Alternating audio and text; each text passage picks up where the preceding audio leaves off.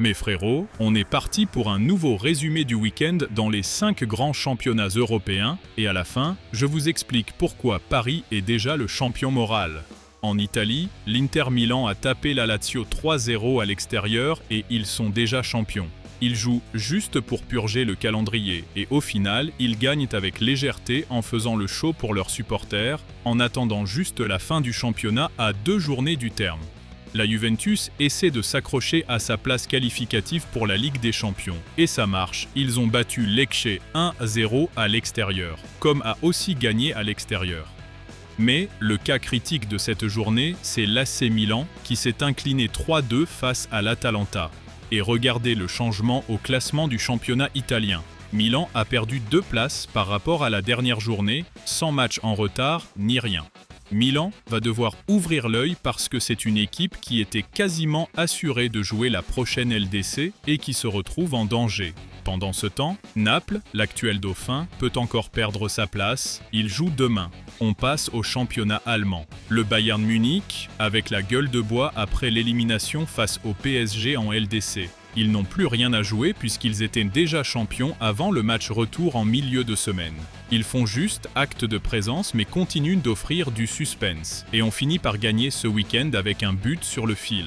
Dortmund et Leipzig ont aussi fait le boulot pour garder leur position. Par contre, le Bayer Leverkusen a pris un énorme bouillon en perdant à domicile dans le choc direct face à Stuttgart et chute de 2 places au classement. Quelle situation! Maintenant, Leverkusen n'a plus son destin entre les mains et doit espérer des faux pas.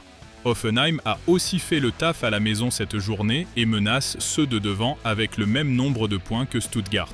L'écart de points entre le 3e et le 6e est infime. La dernière journée du championnat allemand va être bouillante pour tout le monde. En Espagne, il reste 3 journées avant la fin du championnat et tout le monde s'est cassé les dents. La grosse info de la journée, c'est que le Real Madrid a subi une humiliation monumentale au Camp Nou. Mais la plus grosse humiliation, c'est de perdre le sommeil pour sortir une vidéo et de n'avoir aucun like. Alors toi qui regardes, montre que tu veux que ce format continue en lâchant ton pouce bleu juste en bas. Et on a vu Barcelone sacré champion en battant le Real 2-0, clôturant l'une des pires semaines de l'histoire des Mérengues. C'était très compliqué pour l'équipe de Madrid d'arracher ce titre au Barça, mais ils jouaient pour l'honneur. Le grand objectif, c'était de ne pas laisser Barcelone fêter le titre sur leur dos. Ne pas laisser ton rival historique être sacré en jouant contre toi, et surtout pas en te faisant humilier comme ça. Mais avec un match très faible du Real, le Barça a gagné 2-0 de manière assez facile, et ça aurait dû être beaucoup plus lourd. Un 3-0 aurait été le minimum syndical. Barcelone a largement dominé les débats.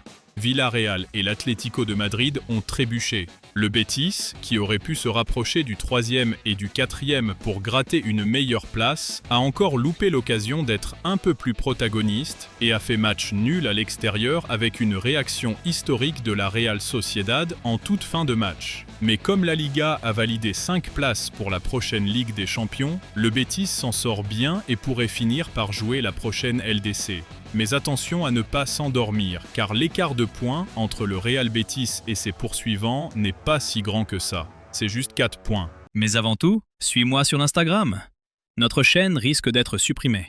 Là-bas, tu verras mon visage et on aura un contact plus direct. Toutes les nouveautés y sont en avant-première et il y a du lourd qui arrive. Mon Liverpool a fini par faire match nul contre Chelsea à Anfield, alors qu'ils ont mieux joué que l'équipe de Londres. Liverpool aurait pu braquer ses 3 points et s'isoler à la 4e place devant Aston Villa, tout en collant à Manchester United pour viser un meilleur classement. Mais non, Aston Villa a aussi fait match nul, et Bournemouth avec.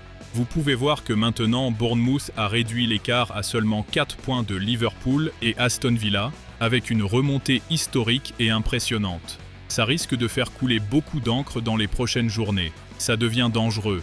Si Liverpool ou Aston Villa n'ouvrent pas les yeux, Bournemouth pourrait faire un braquage et piquer une de ses places. Il reste encore 2 journées. Si Aston Villa et Liverpool gagnent lors de la prochaine journée, même si Bournemouth gagne, ils seront tranquilles, car l'écart de 4 points sera suffisant. Mais si quelqu'un trébuche, tout est relancé pour tout le monde. Et tout en haut du tableau, ce qui compte vraiment, c'est que le championnat est toujours ouvert.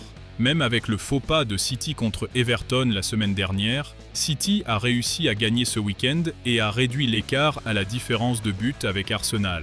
Mais même si City gagne son match en retard, ils resteront à 2 points d'Arsenal, qui a de nouveau son destin entre les mains. L'incertitude et l'ambiance d'enterrement qui planait sur Londres ont disparu. Arsenal enchaîne une 3e victoire consécutive, ils sont en finale de la LDC et l'équipe a retrouvé une période de confiance et de stabilité. L'équipe impose son jeu et obtient des résultats. Il reste donc 2 journées plus le match en retard de City, on va suivre de très près ce qui va se passer. En Ligue 1, la situation est un peu comique, parce que quand un des prétendants au titre trébuche, l'autre trébuche aussi et laisse passer l'occasion. Et quand l'un gagne, l'autre gagne aussi, donc rien ne change. Tout reste pareil. Il n'y a que les autres équipes qui se rapprochent du sommet. Mais avec la victoire du Paris Saint-Germain ce week-end, le titre français est quasiment dans la poche du club de la capitale. Pas mathématiquement, mais moralement, soyons honnêtes, c'est mort pour Lens de venir chercher ce titre.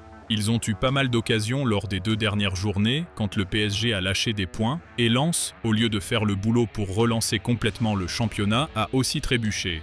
Et même si Lens gagne son match en retard dans la confrontation directe face à Paris, ils doivent rattraper un retard de plus de 10 buts à la différence de but et prier pour que Paris perde son dernier match, puisqu'il ne reste que 2 journées avant la fin du championnat français, sans compter le match en retard. Donc c'est vraiment devenu très compliqué.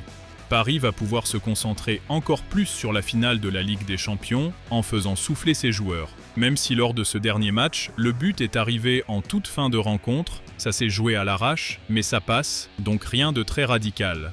Le LOSC Lille a battu Monaco à l'extérieur. Un Monaco qui essaie encore d'arracher un petit ticket européen qui tentait de se rapprocher, mais avec cette défaite, ils sont très loin pour refaire leur retard en 2 journées. Mais il y a encore une chance, n'est-ce pas ? Malgré la victoire de Lille, la situation au classement du championnat français est hyper serrée. Le LOSC Lille, 3e, n'a que 2 points d'avance sur Rennes, qui est 5e, et entre les deux, il y a Lyon avec 60 points. Donc c'est très tendu ici, on aura des émotions jusqu'à la dernière journée, c'est clair. Lyon, qui était à la 3e place la journée précédente, chute à la 4e avec juste un petit point d'avance sur Rennes. Lille et Lyon ont la chance de n'avoir besoin que d'eux-mêmes, mais maintenant ils ont une pression qu'ils auraient très bien pu éviter, même s'ils sont dans une bonne dynamique.